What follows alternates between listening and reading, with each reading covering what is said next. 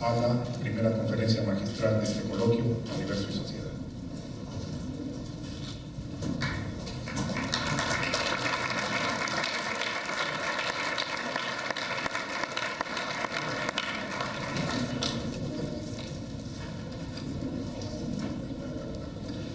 Well, many thanks to the organizers for inviting me to this exciting place. Muchas gracias. Y no solo a los organizadores, también muchas gracias al doctor Luis Felipe Rodríguez Jorge, al cual robé las primeras 2 slides de mi discurso, que llegan de una conferencia que él hizo algunos días a la Escuela Mexicana de Física de Partículas. So, we are all son of Galileo, and in very simple words, the principle of science are illustrated here. Aprovecha las oportunidades, mejora constantemente tu equipo. Eso es el verbo. Saca provecho de tus habilidades, ¿qué pasa aquí? ¿Sí? Y publica y divulga tus resultados. So, the effect of the second world is seen here. The observation of sky was for a long time restricted to just visual observation with simple devices to help us. But then, after Galileo, the telescopes came into place. And it is remarkable, as seen in these beautiful graphs, the increase in the dimension of the lens of the telescope, that is the area illuminated by light, in the years. So you see here an increase from Galileo times to our times, an increase of more than 6 orders of magnitude, 1 million times. Now, this is not only peculiar to astronomy, and our astronomy, the observation of the microcosm, experienced a similar increases in time. This is the parameter here is not the light, but it's the energy that you can put into the collisions of your particles, and that describes only the last part. That is from 1960, when the first E plus E minus collider was invented in Italy by Professor Bruno Tusche, up to our times. And you see there is an increase of more than 4 orders of magnitudes in the energy available, which allowed us to explore the microcosm with great detail until now. This is, there are 2 lines here. One is electron-positron line, collisions between electrons and positrons, and the other one is the proton line, which is much more difficult to realize, collisions of protons against protons. It started at CERN here around the 70s and culminated into a machine I will tell you about, which is the Large Hadron Collider of today. Now, where did start all that? In the old times, 50 years ago, we had available only the energy of radioactivity, which is very modest energy, or the energy of cosmic rays. And cosmic rays were the first accelerators. We could study the production of particles in the collisions that happen from cosmic rays to the atoms in the atmosphere, and many new particles have been detected. New particles that are not in the matter, they are not in the usual decomposition of matter into atoms, nuclei, etc.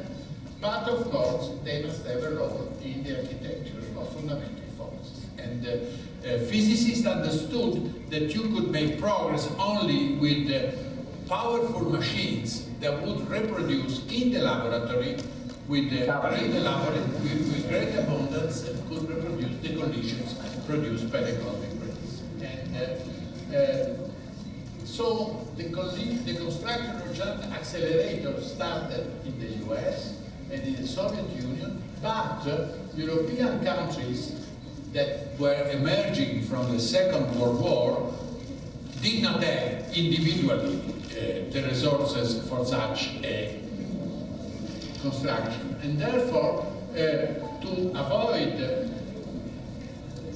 getting out of the race, there was a proposal which was first made by Louis de Broglie, one of the founders of quantum mechanics, to construct a laboratory or institution which would be contributed by all European countries. And so this body could be endowed with more resources than national laboratories and could consequently undertake tasks which, by virtue of their size and cost, were beyond the scope. And in fact, the first such enterprise was promoted by these three physicists that you see here, Pierre Auger, Edoardo Amaldi, and Leon Kowarski, who succeeded in convincing politicians to create a European laboratory. And this was CERN, the Council, the European Council of Nuclear Research, that was established in 1954. You see here a picture which represents the states that contribute to the budget of CERN. At present, we have 22 member states, including Romania and Israel, which is the first state which is not really European. And we have also associates, Turkey, Pakistan, India, right, and observers. That is, they do not contribute regularly to the budget. That's, of course, European Union, Japan, Russia, and USA. So all the big countries now are participating to the research which is done. Sorry, this is, oops, okay, that's it. Well, this is a nice picture of Bruno Duszek. He was the inventor of electron-positron colliders, a machine in which two beams collide face-to-face. And this is a nice picture of the first such machine. It was a tabletop machine. It could stay on this table. And it was the first example in the world of collisions between electrons and positons. And this is a list of the machines that followed. Bruno Duszek has been my professor, and he used to explain the power of this new concept as saying we are going to make collisions of a train against a train, not a train against the wall, which was the case. There was, as I said, the ISR, proton-proton. Then there was a very revolutionary machine, proton-antiproton, with which the intermediate bosons have been discovered. Then Fermilab also, and then in plus and minus, and then I will going to discuss very well.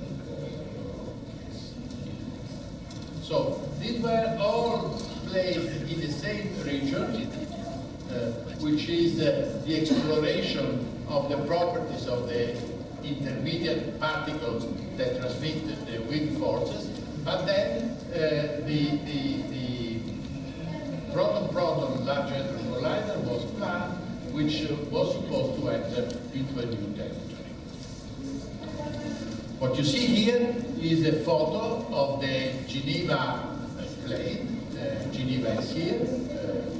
You can see here the very characteristic jet of water which is on the border, on the shore of Geneva. And this is a plane, and this is a trace of a tunnel, 27 kilometers circumference, approximately 100 meters down below the ground, and which hosted the world's largest electron-positron collider. It was the evolution of Tuschek idea, which started with a collider which was, say, 1 meter or 2 meters of diameter, and now the diameter has become 7 kilometers. Now, what happened with the study of the accelerator is that a new revolution came. We are used to think that matter is made of atoms, which is certainly true.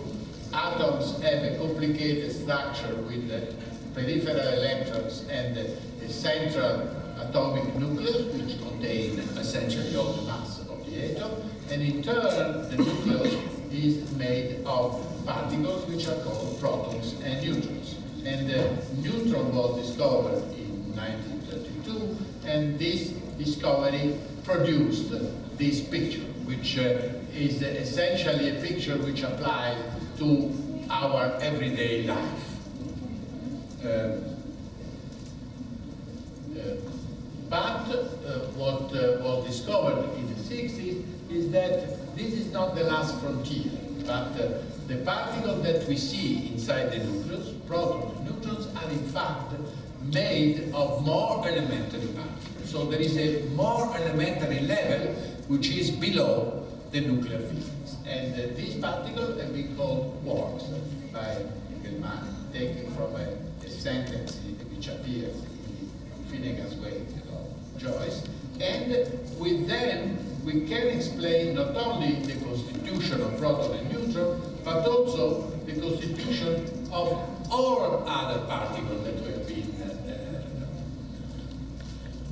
observing, which have been given in time very various names. And now we don't have to remember all these names. We simply say that all these particles are made by two types of quarks, called up and down, and a third type of quark, the strange quark. There is a story about Fermi that at the beginning of particle era, in which they asked him if he would remember the names of these various particles, and he said, no, I cannot remember the name. If I could remember the name, I would be a botanist, a physicist. A physicist that doesn't have to remember all these names, because we simply have to remember that there are 3 types of quarks, and with the composition of this quark, we can construct all this wonderful world of particles. But the story doesn't end here. It's much more complex than what we knew in the 60s, and I try to give you an overall picture of that. This is a very nice picture of Gell-Mann, not when he invented quarks, but much more recent. He introduced the 2 light quarks, up and down, and the third one, which is the strange quark. So you see that here. However, it was not recognized at the beginning what was the role of the strange and down quark until we understood that one should have to pair the strange quark with another quark, which is called char. Here, you see here me with the shadow action with John Heliopoulos. And then, not much later, Kobayashi and Maskawa observed that you need another family, as we say, another family of quarks and leptons to explain matter-antimatter asymmetry. So this, in a way, is the composition, is the scheme of quarks, and until now, I have to tell you that we have not found any other one. No theoretical reason, no experimental reason to go beyond this. These quarks and leptons interact with forces, and the mediator of the forces are listed here. And I have a couple of pictures. This is Nicola Camillo, who understood how to put the weak interaction between down and strange, and that was the beginning of the story of the electroweak unification. Then Glashow, Weinberg, and Salam, who took the Nobel Prize for the theory of this, and then Carlo Rubbia, I mentioned already, the discovery of the intermediate vector boson Z and W at the SPP position collider. But the story doesn't stop here. In the 70s, there was a dramatic discovery by these people here, David Politzer, Frank Wilczek, and David Gross, who understood that that the theory of strong interaction that could be made was asymptotically free, could explain why we see quarks in the atoms sometimes as appearing as free particles. And with that, we have a unified picture which included the weak, the electromagnetic, and the strong interaction scheme, coherent scheme. Except that there had to be one addition to this picture, which is what we call the Higgs boson. And I will explain in a moment how this arises. And you see here two of the proposals of this new field, new particle, François Engler and Peter Higgs. Now, I think it's useful to stress that the Higgs boson is a special particle, like it's a different particle than quarks. What we believe is that it is the manifestation of another field which fills all space and interacts with particles that go through space. And by this interaction, various particles take their mass, while the particles that do not interact with this field stay at zero mass. And the picture of the vacuum that emerges from this, which is called the Higgs mechanism, is like the surface of a lake. You have this field, it's perfectly constant, it's like a lake. But then, of course, in the lake, by collision, by making collisions, you can produce waves, so you can put this surface in oscillation. And the oscillation, the quanta of this oscillation, are these new particles that we call the Higgs boson. So what happens is that we need the Higgs boson not only for theory to agree with nature, because we know that these particles have a mass, but also the Higgs boson gives a vision of the vacuum which has profound consequences. For instance, for the cosmology, for the universe at large, and which we start understanding only very recently. So, you may understand why finding the quanta of this field was a very important issue for particle physicists, to see if this picture is a real picture or not just an illusion of our mind. And for this, a bigger collider lab was constructed. You see here the same Geneva plane that I showed you before. Again, here is the town, which is there. CERN is here, and this is again the same tunnel that I showed you before, except that now this tunnel has been, the electron positron machine has been taken out, and this tunnel has been filled with a proton-proton machine, the one that you saw in the cover of this document. I have here the pictures of a few of the protagonists of the LHC construction and planning. This is Carlo Rubbia that you saw before. He was the first to propose replacing lab with a proton-proton machine of a certain type. This is the Italian engineer Brianzi that makes the first design, and this is Lynn Evans, the English engineer who carried on the construction of this large machine. The construction of this large machine has taken the time of 4 director generals of CERN, each 5 years, 20 years. You see that here, this is Carlo Rubbia. Carlo Rubbia was followed by Chrysler and Smith. Chrysler and Smith was followed by myself, and then I was followed by Roberta. And this is from conception of the machine to the first operation of the machine.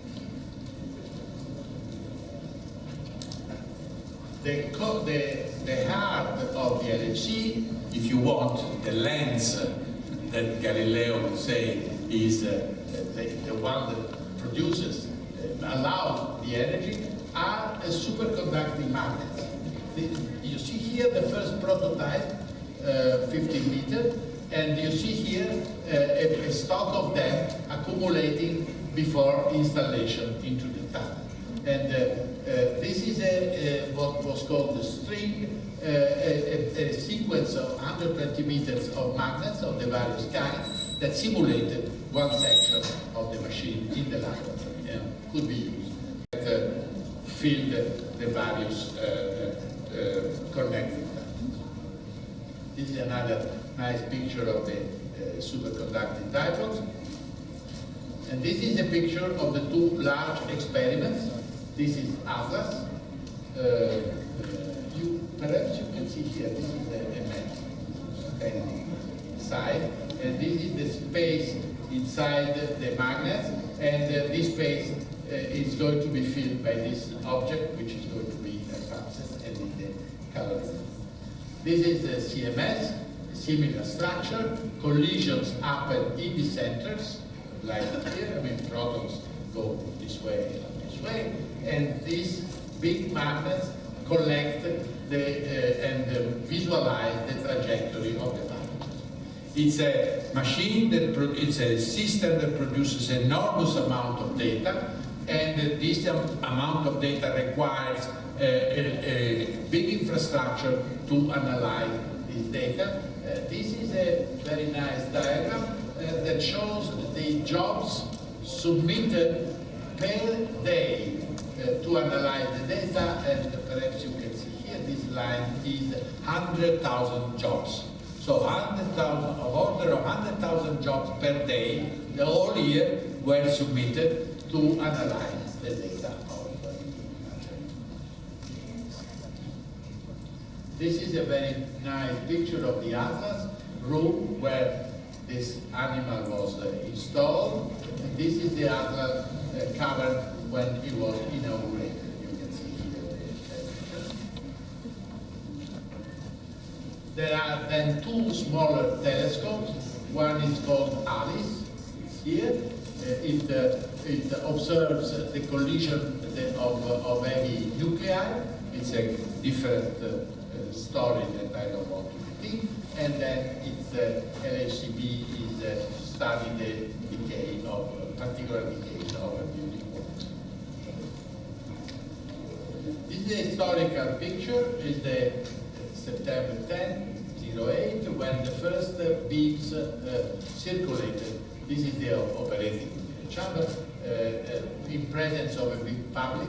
If you look here, you see these are the 4 director generals that were observing the picture going, and it was a big success. The beams circulated very well. That day, Google made a special page dedicated to the Large Hadron Collider, and however, a week after a big accident happened, the connection between 2 magnets generated a spark, which caused helium to vaporize, a big explosion, and 50 magnets were destroyed. And it took, roughly speaking, 1.5 years to adjust the fields and to start again. But LHC started again, and in fact discovered the Higgs boson. This is the day where the announcement was made, the statement was very simple. We have observed a new boson with a mass of 125 GeV with 5 standard deviation significant. That was the announcement of the discovery. The fact that the resonant seen in the data was not a sequence equation. You see here Fabiola Gianotti, who was the leader of Atlas, and she is now the Director General of CERN, and this is the American Joy Candela, who at the time was leading the series. And these are again Peter Higgs and François Engel that took the Nobel Prize the year after for this discovery. You may remember that the Higgs boson was called the God particle sometimes, and it was the object of many cartoons. Say God wants his particle. But now we go why we think that the LHC is a telescope. And the reason is that we know that the universe has started with what is called the Big Bang. It started from a state of very high temperature and it expanded rapidly after that. And so particle accelerators are time machines. They reproduce the conditions of the primordial universe when the universe was populated by unstable particles of all generations. And by using what we know about particles, which we call the standard theory, we can describe the conditions of the universe, which can go back in time. 3 minutes after the Big Bang, that's when nuclei were produced. Well, this is 500,000 years after the Big Bang, when the universe became transparent to light. We are here in a universe where light can propagate, and we can see stars, galaxies. And before, the universe was a plasma where light could not propagate. 3 minutes after the Big Bang, it's formation of nuclei. But roughly speaking, 1 microsecond after the Big Bang, the protons were formed out of a soup of quarks and gluons, the particles that we use to describe elementary particles in our world. We can in fact mark here, 10 to the minus 10 seconds after the Big Bang, the limits of the accelerators. And we would like to go a little bit back and continue this exploration of the cosmos, which cannot be done with telescopes. Telescopes would stop essentially. But there is another part of the story which I have to tell you, and the fact is that it was discovered that in the universe there is a large amount of matter which is not connected, which does not emit light. And it was first hypothesized by this very brilliant astronomer in the 30s, and who gave the name dark matter. And we know that in fact normal matter accounts only for a tiny fraction of the total mass which is present in it.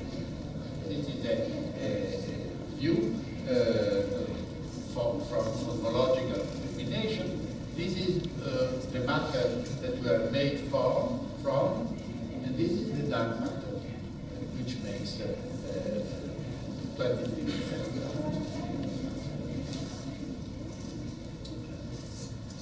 The dark matter helps us to explain why the structures of that we see in the universe have been formed.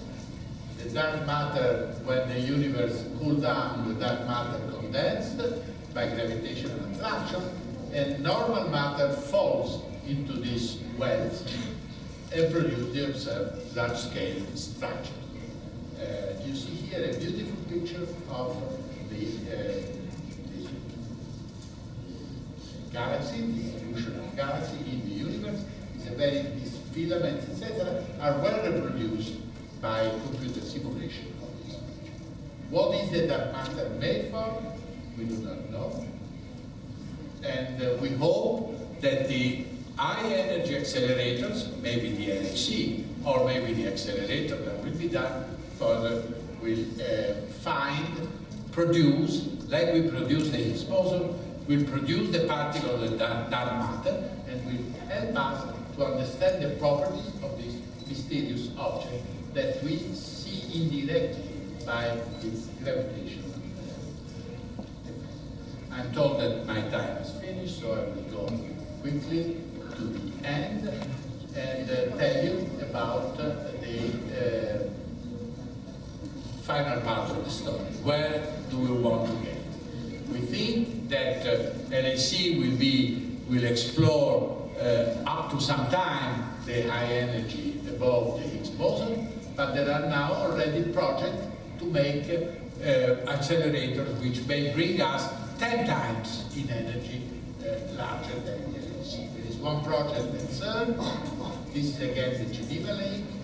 This is the LHC, and the project is to make a big tunnel about 100 kilometers in which to put a machine with an energy of around 10 times the energy of LHC. There is a similar project in China, in a place which is just the beginning of the Great Wall. This is the beginning of the Great Wall, which is here on the side of the Pacific, and we think that we will see the evolution of that. Most likely it will not be possible to have two machines of this kind, but perhaps there will be a joint project. And in fact, my final consideration is that in the 50s we have assisted to a evolution of the concept of laboratory from national laboratories, like the ones that were in Italy, France, etc., to a European laboratory. And this European laboratory has now become one of the poles of attraction of particle physics. Perhaps to realize these gigantic enterprises, we will have to go further and unite the forces into a network of laboratories, a global accelerator network, which may help us to carry on such a difficult and very difficult project. Thank you.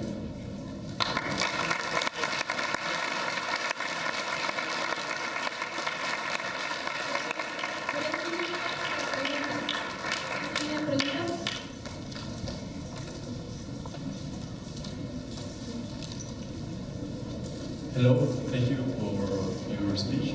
It is very interesting. My question is, as you know, today our civilization is based on the discovery of the electron. What would be the implications of, the applications of the discovery of the boson Higgs? Yeah. It's clear that we are not going to use the Higgs boson to produce energy. That is clear. But the reason, one of the reasons why governments would like to invest money into such enterprise, which we follow for our desire of knowledge, is that to discover the Higgs boson, we have to devise very new advanced technologies. And it is these technologies that then can have applications. And to be very specific, I can remember that when LEP was done, that is the study of the intermediate vector bosons, it was understood that there was need of a new system of communication between the groups to allow to distribute and analyze the data, and the resulting of that was the invention of the World Wide Web, which now is gone into our everyday life, and it was really an invention, which in fact is a product of the search of the fundamental constituent of matter. Similarly, I showed you that to analyze the data of the LHC, which are in enormous quantity, we had in fact to construct a network of a global network of centers where data are put and which can be accessed individually by the researchers spread into the world. This is a new concept which is now getting into the everyday life under the form of cloud, where you can put your data, your picture, your photographs, and you can retrieve them whenever you like, without having to be the owner of this large memory. You don't know where the cloud is, but it's somewhere, and there is a network of cloud, and that is one concept that was taken from particle physics. Then there are technologies like the big superconductors, which probably will be used, or in any case are very important for another field, which is generation of nuclear energy by fusion. This is one of the objectives of present research in energy generation, and the use of superconductivity is greatly influenced by the technology that we devise for particle acceleration. There are many others. Se acabó el tiempo, damos para una pregunta más. Ya estamos ¿No puedo yo? Es que sigue la siguiente, ya se acabó el tiempo de esta parte. Molte grazie, caro autore Maiani.